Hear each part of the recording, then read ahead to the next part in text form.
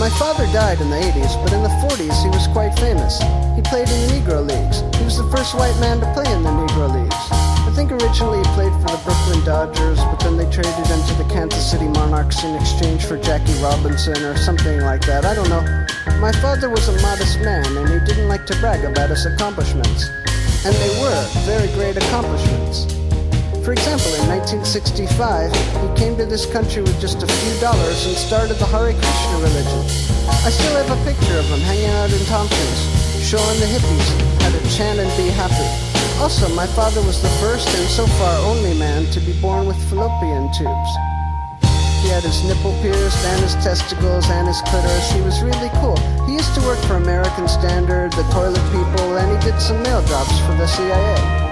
He always used to say to me, "Son, Lyndon Johnson has always been made out of clothespins, but Eisenhower was a cantaloupe, and only now is he Episcopalian. Nothing short of sausages and funnels for as long as you both shall live."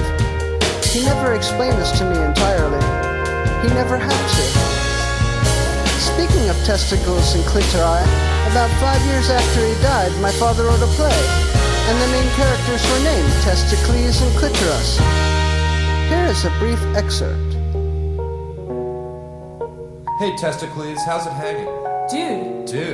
Dude, baby boomers suck. Because they're old and they don't give a fuck about AIDS research. Because they're all old and they don't have it. They don't give a fuck if we all die. Yeah, but dude, like, at least they support free cheese enemas for the poor. So, dude, when are you gonna introduce me to Ella Fitzgerald's underwear and Jerry Van Dyke's pancreatic fluids? Well, dude, when are you gonna bake me that delicious blueberry fetus pie you've been promising me? Anyway, it went on from there.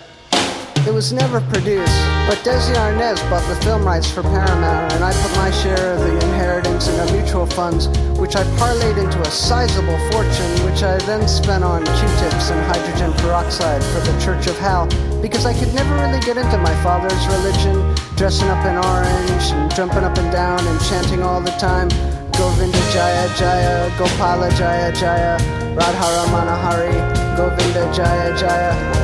But my father was a really great man.